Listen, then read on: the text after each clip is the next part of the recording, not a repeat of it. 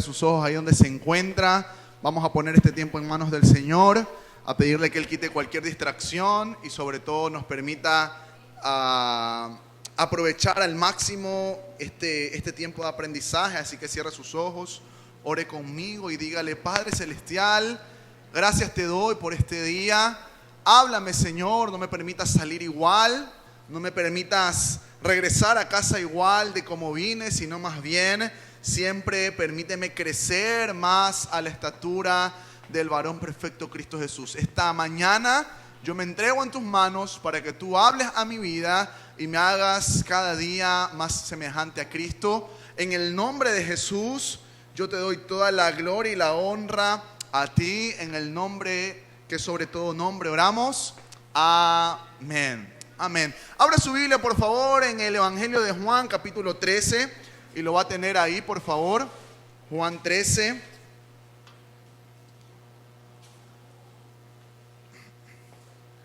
Va a tenerlo ahí. Estamos con nuestra serie que se llama A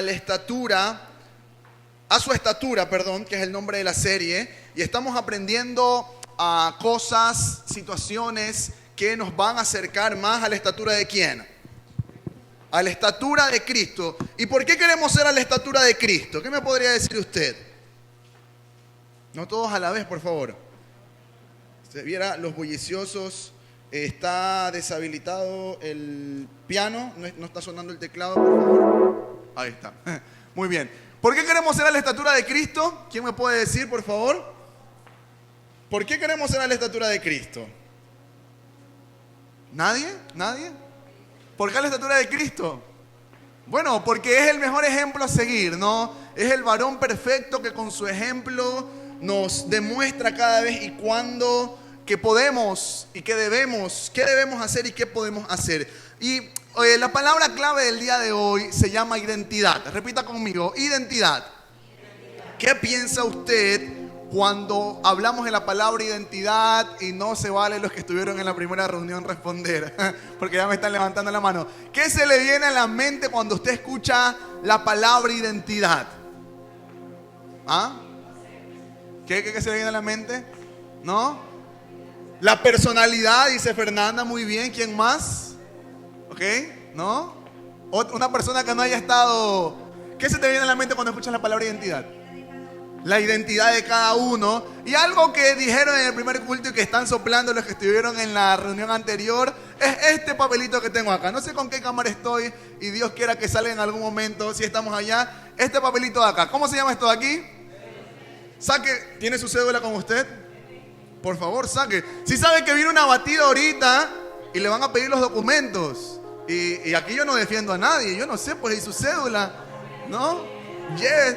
Chepa Chuper, diga, Chepa Chuper, se va todito, no sé. No, mentira. Es importante que usted ande con su cédula. Yo lo dije en el primer culto y lo digo ahora para que escuche y no crean que hablo atrás de mi esposa. A mi esposa no le gusta andar con las cédulas. Oiga, es una cuestión, no anda con su cédula. También sufre de eso. Vamos a orar también por usted. También acá sufrimos con nuestras esposas. No anda con la cédula, imagínense. Yo le digo, mi amor, y no anda con la cédula. Yo tengo que andar en la billetera cargando la cédula de todos. Pero bueno, vamos a analizar nuestra cédula. ¿Qué información hay en su cédula, por favor? A ver. Fecha de nacimiento, ¿qué más? Nombres y apellidos. Acá atrás está el nombre de mi padre, don Manuel Harold Santemata y doña Dora Geoconda Delgado Plaza, aquí presente, ¿no? Mi fecha de nacimiento, con quien estoy casado, ¿no? Mi esposa. ¿Qué más? Mi sexo, mi nacionalidad. Y hay dos cosas que la cédula, o por lo menos dos, que no se repite de una cédula a otra. ¿Cuáles son? La huella, ¿ok? ¿Y cuál es la otra? El número. No, la foto no, porque imagínese que usted sea gemelo, ¿no? Que tiene un gemelo y se parece, ¿no? Y la firma, puede ser que a lo mejor usted quiere imitar la firma de alguien y le sale por ahí igualita. Entonces, no es tan relevante la foto y la cédula, pero lo que no se repite en ninguna cédula es el número, ¿y qué más? Y la huella. Ahora, hablando sobre la foto, levante su cédula, por favor, los que han traído su cédula el día de hoy. ¿A cuántos de los que tienen su cédula arriba les gusta la foto que sale en la cédula? No, ¿verdad? Hay unos que dicen, oye, ¿y este ex convicto de dónde salió, no? ¿Y este muchacho de qué película de narcos salió huyendo, no? No se parece muchas veces a nosotros. Y yo leía un escrito, un informe que dice que muchas veces nuestra identidad se basa en lo físico, ¿no? Que hay gente que no se siente a gusto con su parte física, y al no sentirse a gusto con su parte física, eso impide que alcance otras metas o que alcance otros lugares a donde podría estar, porque tiene o se siente menos o no tiene una identidad definida, ¿no? Típico que los más altitos quieren ser más bajos, los más morenitos quieren ser más blanquitos, y etcétera, etcétera. Y hay tantas cosas con la identidad que la gente no termina de reconocer o de aceptarse. Por eso yo les decía que la palabra identidad es vital. Hay niños, y aquí hay algunos pequeños y no tan pequeños, hay niños que si usted los trata de torpe, de burro, de que no sirves, de que no vales, de que todo lo haces mal, cuando ya llegan a la adolescencia, el niño tiene miedo del mundo. El niño cree que definitivamente no puede hacer nada, que todo lo va a hacer mal, que no sirve para nada, porque eso es lo único que usted está dando la identidad a ese niño. Por su lado, en cambio, si usted potencia la identidad del niño, usted lo hace sentir valioso. Yo siempre lucho con esto, con los padres más de niñas, de hijas mujeres.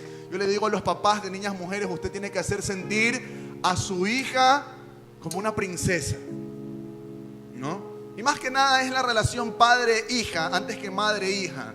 Usted tiene que entregarle una flor a su hija, ¿no? Usted tiene que hacerla sentir amada a su hija, para que su hija, cuando venga cualquier muchacho por ahí que quiera con una palabra conquistarle, ella diga, no, pero si mi papá no me trata mucho mejor que cualquier otro hombre. Muchas veces nosotros los padres somos los que ponemos una barrera y un bloqueo en la identidad de nuestros hijos. Los exponemos al ridículo, los tratamos de incompetentes, de fracasados.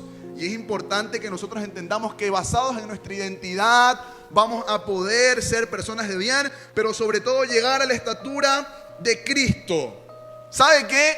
Jesús tenía su identidad tan bien establecida que a Jesús lo tildaban de bebedor, de jugador, porque decía que se juntaba con adúlteras, con personas malas, y a él nunca le mermó eso. Él sirvió a los demás y eso nunca lo hizo sentir de menos, porque Jesús es nuestro mejor ejemplo de lo que es tener una identidad sólida y no distorsionada.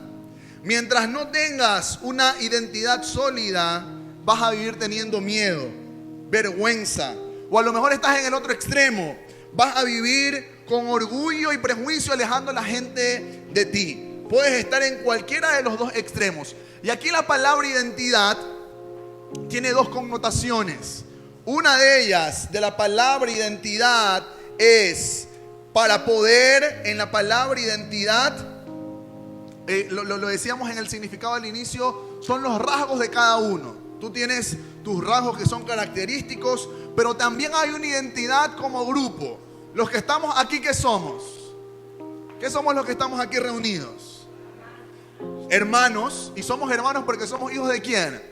Hijos de Dios. Entonces, también nosotros podemos decir que la identidad es tener ciertas características de un grupo de personas, ¿no? A veces la gente ve a uno que no es hijo de Dios y uno que dice ser hijo de Dios, y en el mundo no hayan diferencias. Y dice, uy, pero el que no es y el que dice ser hacen lo mismo, hacen los mismos chistes, dicen las mismas cosas, actúan igual. Entonces, ¿cuál es la diferencia con ser hijo de Dios y no ser hijo de Dios? Si ambos actúan igual de disparatados, ambos actúan igual de mal. Entonces es importante que nosotros entendamos que dentro de nuestra identidad como hijos de Dios deben haber comportamientos, deben haber decisiones que marquen una diferencia. Y eso es lo que nosotros hemos estado intentando aprender en esta nueva serie de A Su Estatura. Vamos a la Biblia, por favor. Evangelio de Juan, capítulo 13. Ábralo, por favor, Juan 13. No sé, claro, lo tenemos ahí. Quizás no se ve tanto, pero búsquelo en su Biblia. Y vamos a leerlo brevemente, rápidamente, para poder aprovechar al máximo Juan capítulo 13.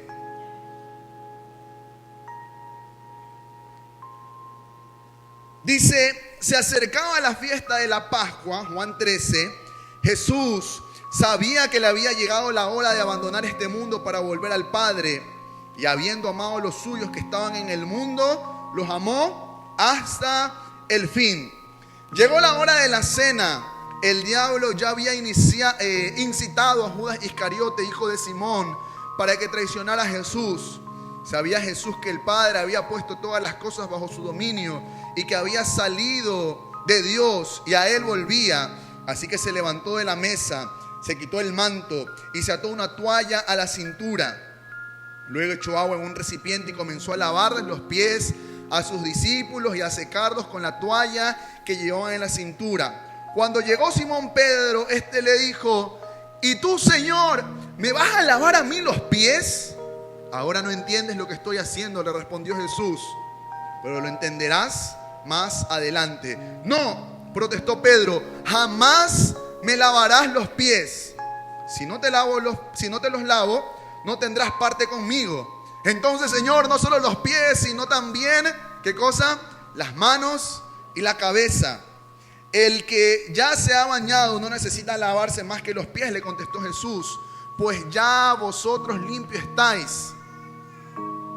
Todo su cuerpo está limpio y ustedes ya están limpios, aunque no todos. Jesús sabía quién lo iba a traicionar y por eso dijo que no todos estaban limpios. Cuando terminó de lavarles los pies, se puso el manto y volvió a su lugar. Entonces les dijo: ¿entienden lo que he hecho con ustedes? Ustedes me llaman maestro y señor y dicen bien porque lo soy. Pues si yo, el maestro y el señor, les he lavado los pies, también ustedes deben lavarse los pies los unos a los otros. Les he puesto el ejemplo para que hagan lo mismo que yo os he hecho con ustedes. Ciertamente les aseguro que ningún siervo es más que su señor y ningún mensajero es más que el que lo envió. Amén. Ahora, hablamos de identidad y Jesús nos da un ejemplo magistral. ¿Qué hizo Jesús por sus discípulos?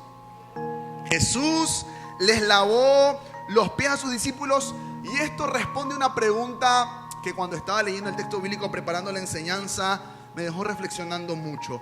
¿Qué ocurre en nuestras vidas cuando tenemos una identidad sólida y bien definida? Dice al inicio del texto bíblico que ¿cuánto amaba Jesús a sus discípulos? Bueno, dice que los amaba hasta el fin y eso implica un amor profundo, inagotable. Cuando nosotros tenemos una identidad definida, estamos en la capacidad de amar a los hermanos en la fe, así sea algo doloroso. Y quiero que entienda que esto no era una situación con personas no creyentes. Todos los que estaban ahí reunidos en el aposento alto antes de la Pascua, como dice Juan 13:1, eran seguidores de Jesús. Eran personas que habían creído en el Cristo. Eran personas que eran hermanos en la fe, así como la mayoría o todos los que estamos aquí reunidos.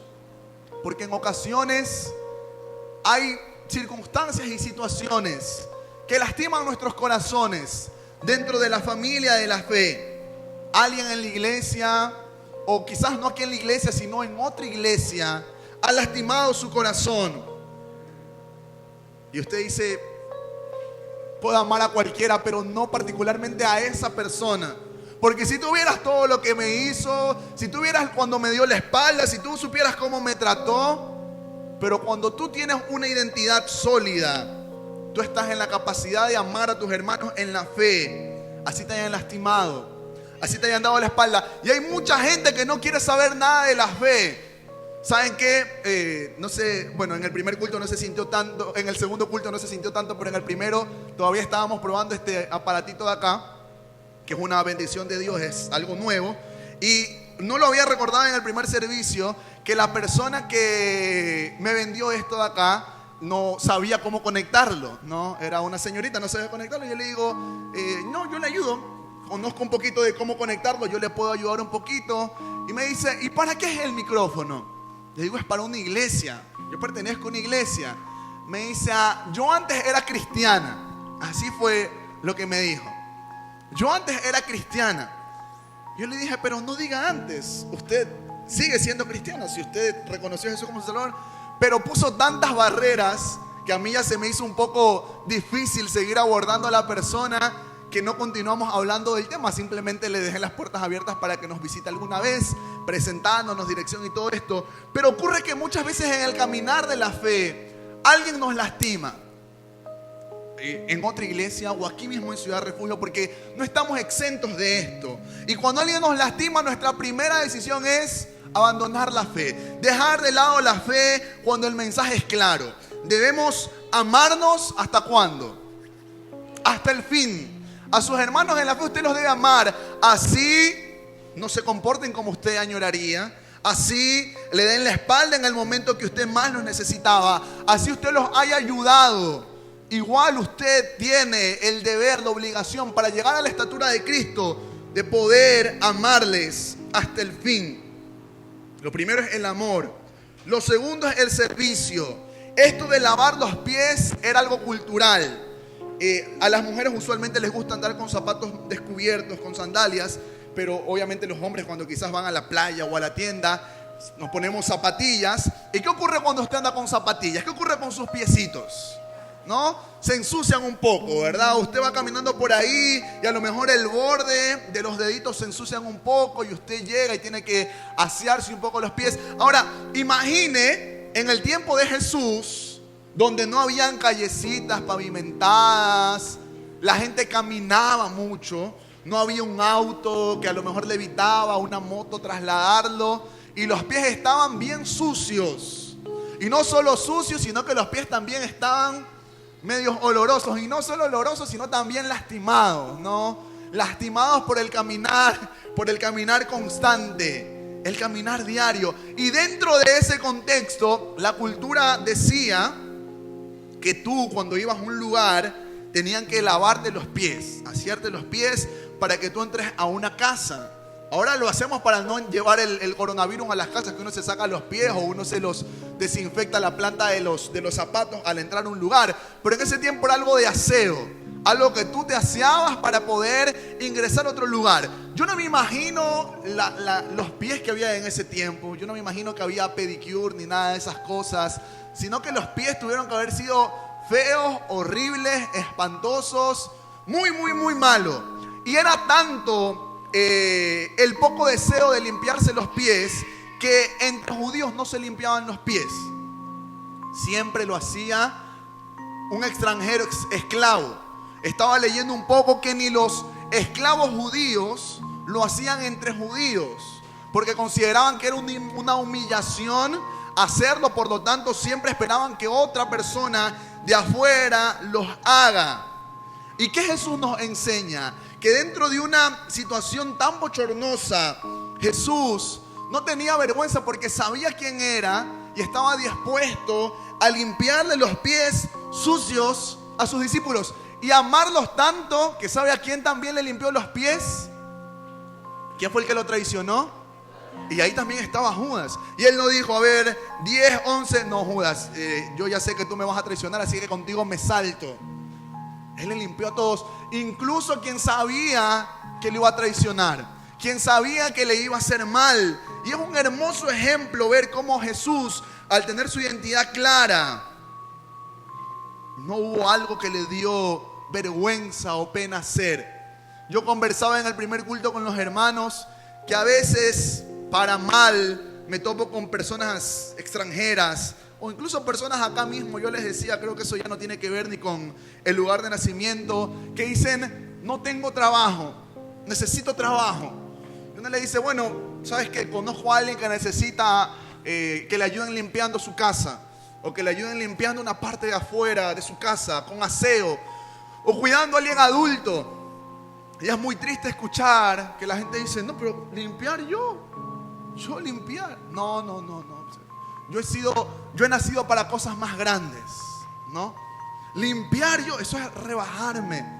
Cuidar a un ancianito, asear a un ancianito, eso es rebajarme.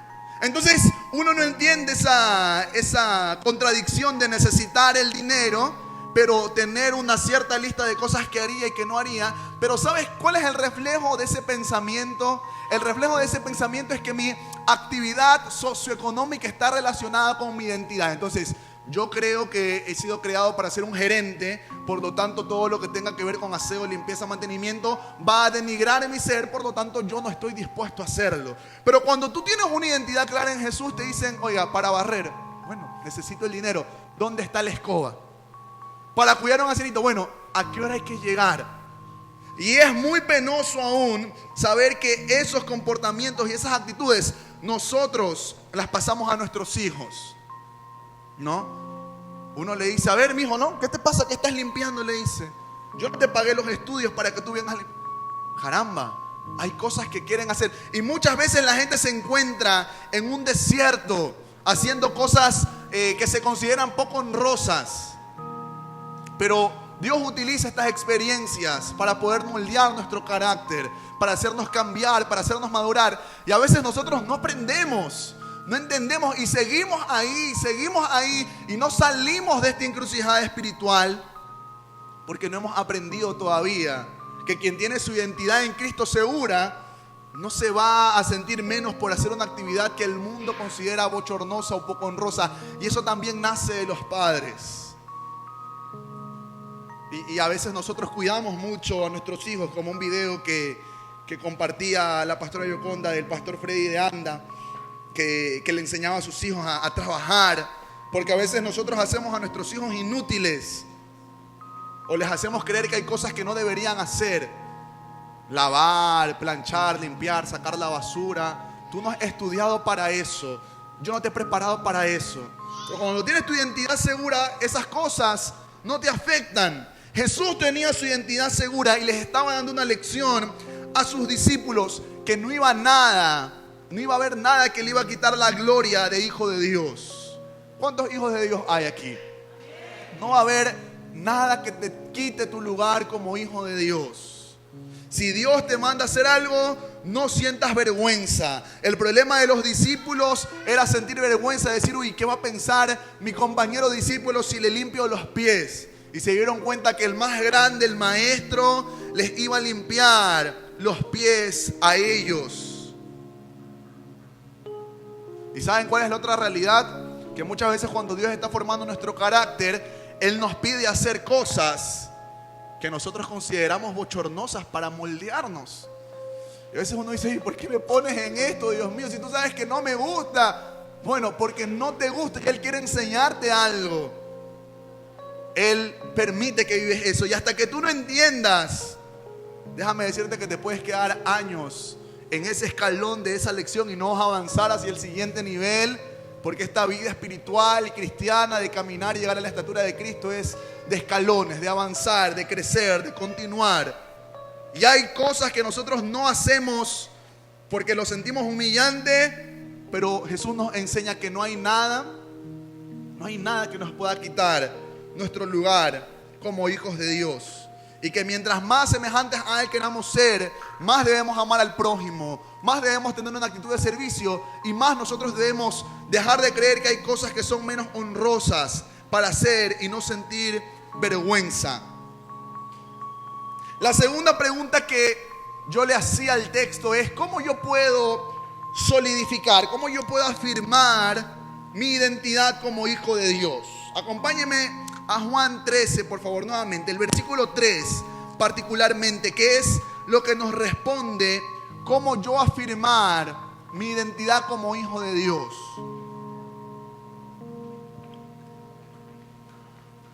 ¿Cómo yo puedo afirmar mi identidad? Juan 13:3, y yo creo que le preste bastante atención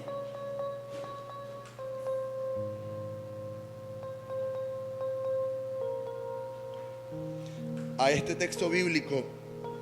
Juan 13:3 dice: sabiendo Jesús que el Padre había puesto todas las cosas bajo su dominio y que había salido de Dios y a Él volvía. Aquí hay tres cosas que la Biblia nos permite entender para poder nosotros tener una identidad afirmada y segura en Cristo Jesús. Lo primero es de dónde vienes, lo segundo es hacia dónde vas y lo tercero es cuál es tu llamado. Si yo le pregunto a usted, ¿de dónde viene usted? ¿Qué me respondería? No me va a responder de la casa, pues no sea chistoso. ¿De dónde viene usted? ¿Quién lo creó? A mí me creó Jehová, o hablando una manera más técnica, Elohim, no la Trinidad, Padre, Hijo y Espíritu Santo. ¿Usted es creado por Dios? Uy, Dios mío, ¿cuántas creaciones del Señor hay aquí? Yo considero que soy creado por Dios. Y dice que Jesús sabía que el Padre le había enviado. ¿Cuántos están seguros que son creados a imagen y semejanza de Dios? Cuando uno está convencido de dónde viene, que Dios nos creó, que Dios nos envió, uno tiene su identidad, o por lo menos el primero de los 3 pasos afirmados de su identidad. No hay nada que pueda romper o bloquear el creer que Dios nos ha llamado, que Dios nos ha enviado. Lo segundo es, ¿a dónde vamos? ¿Hacia dónde va usted? Que más clara la pregunta, porque probablemente es muy ambigua. ¿Qué va a pasar cuando usted muera? ¿Dónde va a ir usted si hoy día Dios no quiera, usted muere? Bueno, yo tengo la misma convicción que la hermana María, no sé usted, ¿no? Pero yo estoy convencido que si muero, voy a ir a morar a la presencia de Dios. ¿Usted está seguro de eso?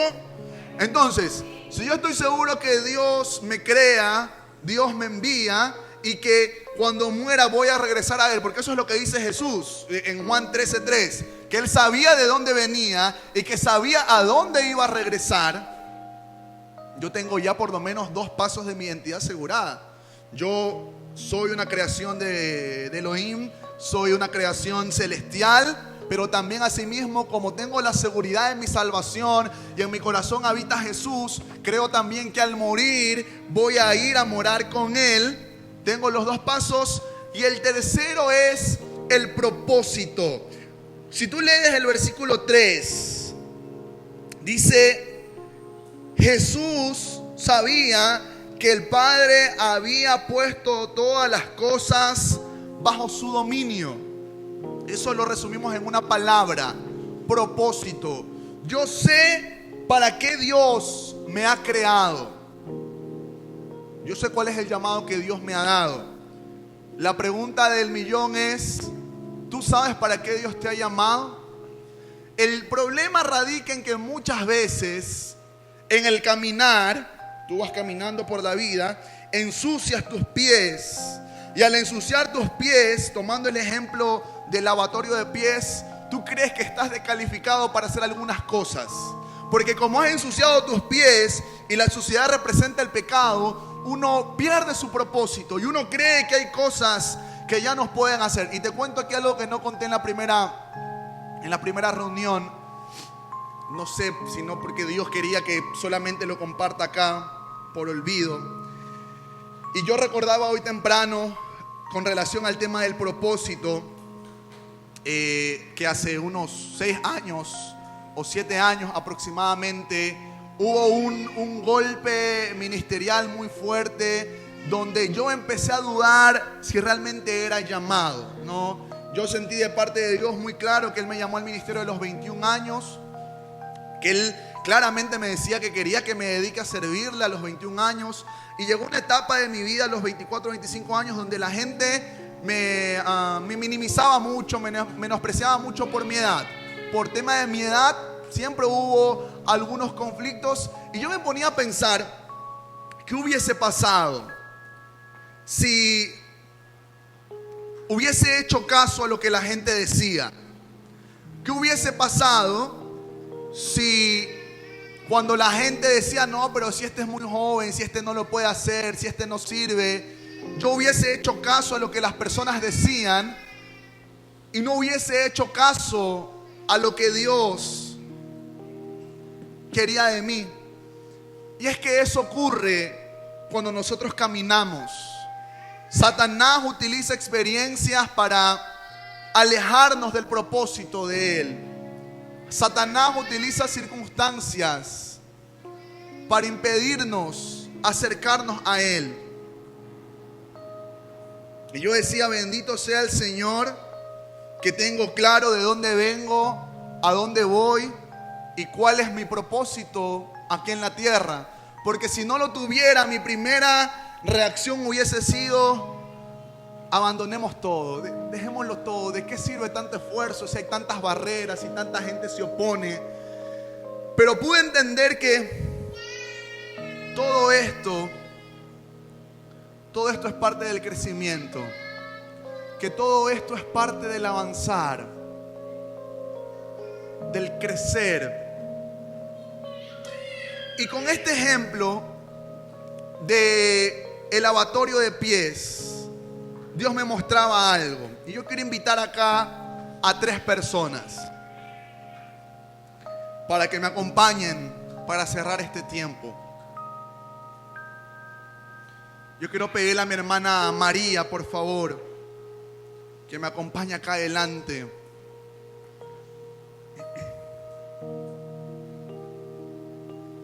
Yo quiero pedirle a Joselo también que te sientes acá, porfa.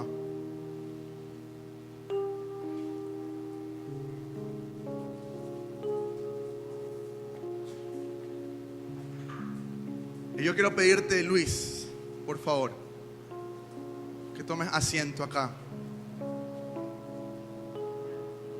Cuando Jesús hace este ejemplo de lavar los pies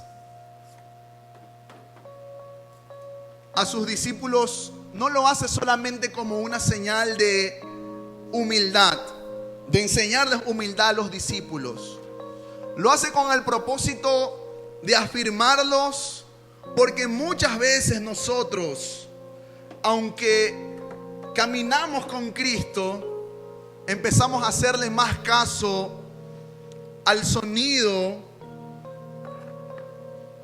que hace el mundo o nuestras decisiones, y empezamos a dudar de lo que Dios tiene preparado. Perdemos nuestra identidad. Ya no sabemos quién somos. Llevamos algunos años en el Evangelio, somos nuevos en el Evangelio, y empezamos a dudar de lo que Dios quiere hacer con nosotros. Y entendí que de manera simbólica, muchas veces nosotros necesitamos que nuestros pies sean lavados. Porque ¿saben qué representa el lavado de pies? Representa nuevas oportunidades. Representa una nueva identidad. Que si te equivocaste, bueno, te equivocaste. Pero tienes la valentía de reconocer tu error, de continuar.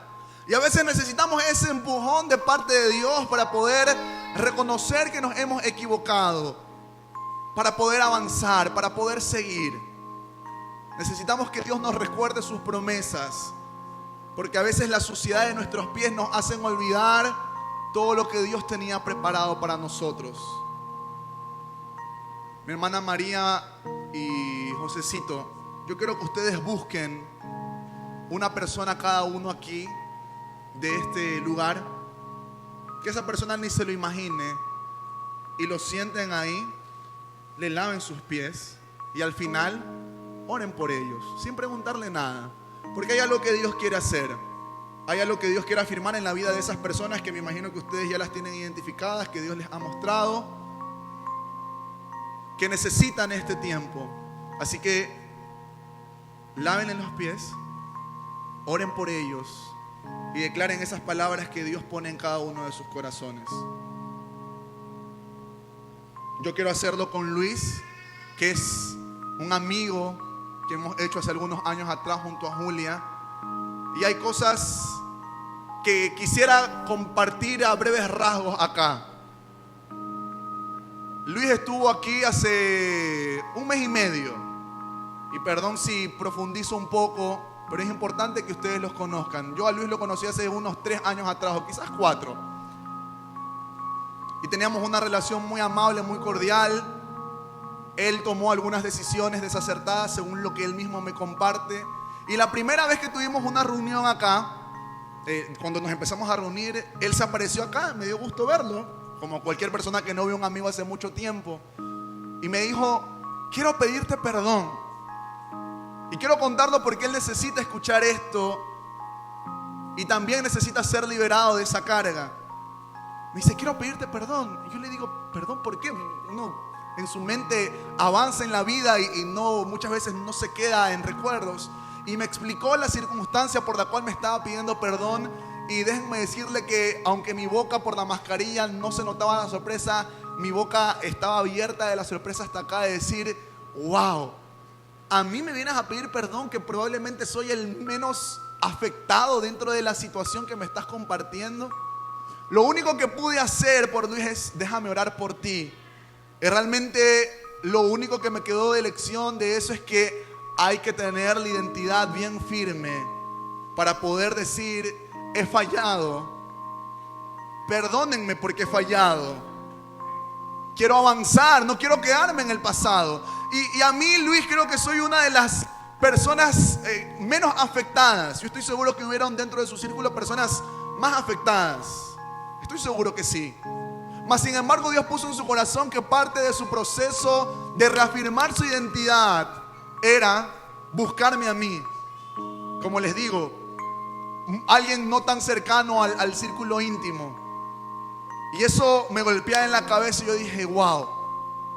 Dentro de su error, dentro de su desacierto, él ha entendido que necesita resarcir su error. Y me gusta mucho, y aunque ya no es parte de la enseñanza y me estoy yendo muy de lado, la historia de Zaqueo. Cuando Jesús entra a la casa de Zaqueo, Zaqueo dice, voy a vender la mitad de mis bienes y entregarlo a los pobres, y si a alguien le he fallado, le devolveré en 4 partes lo que les he fallado.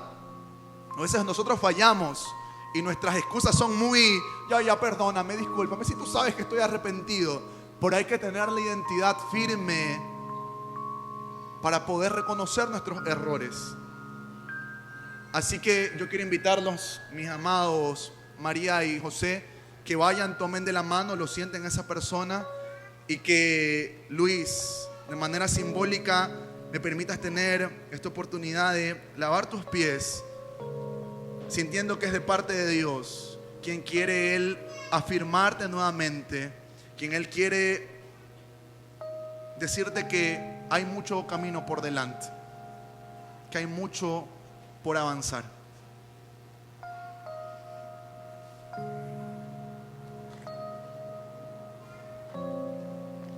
No te preocupes, yo te ayudo. No te preocupes, mi hermano, dígamelo, un placer. Te puedes hacer un poquito más atrás para que entre la... Ahí estamos bien. Yo te ayudo, yo te ayudo. Solo ora y deja que el Señor sea el que te hable y te muestre.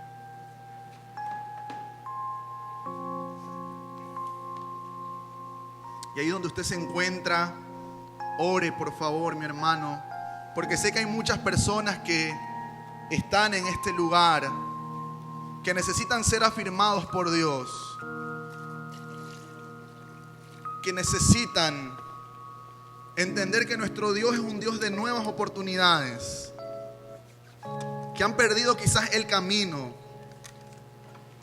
que han perdido quizás el norte, y que hoy Dios les está diciendo, no todo está perdido, hoy limpio tus pies, soy un Dios de nuevas oportunidades, soy un Dios restaurador. Soy un Dios que honra a los que me honran.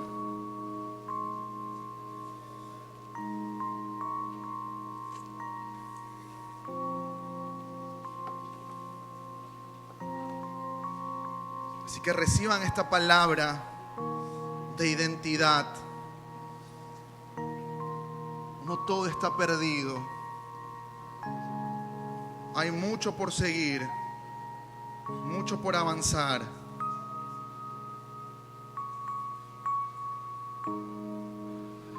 Y hasta hasta que no afirmes tu identidad, no vas a poder afirmar a los otros. ¿Quieres tener un matrimonio? ¿Quieres tener hijos conforme a la voluntad de Dios? Primero tienes que afirmar tu identidad. Y luego vas a tener la capacidad de poder honrar a los demás.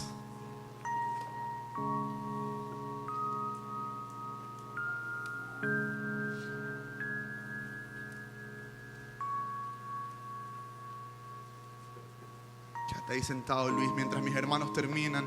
Yo quiero que se ponga de pie, por favor. Por honor al tiempo tenemos que avanzar. Estamos recontra que pasados.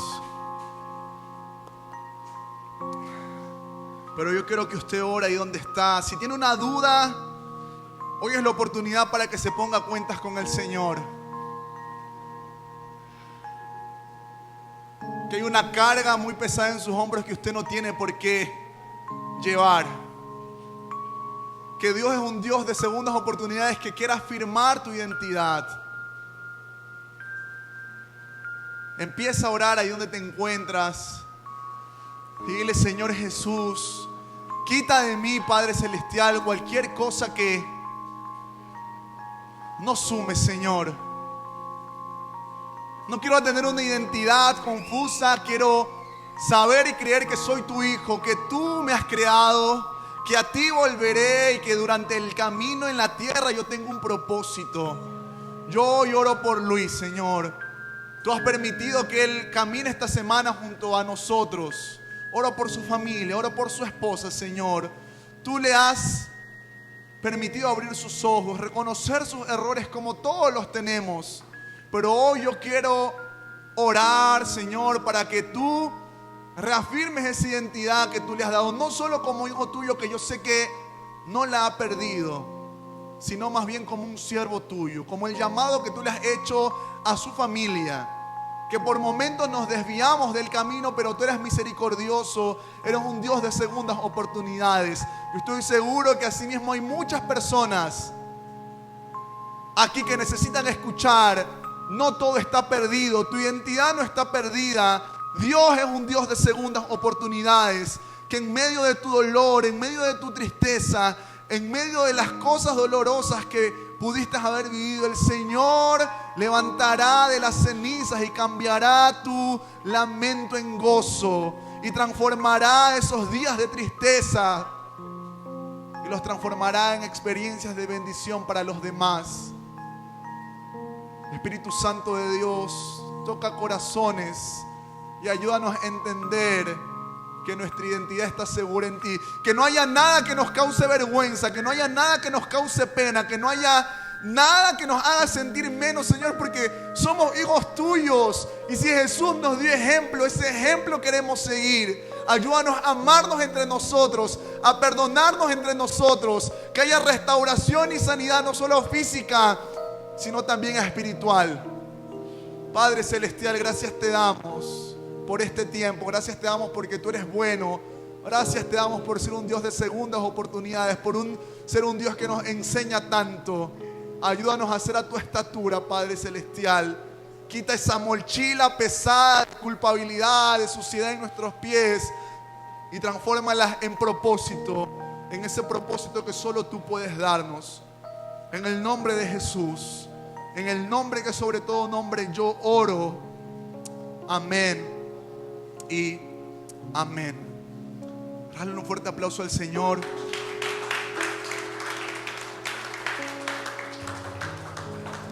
Mis hermanos.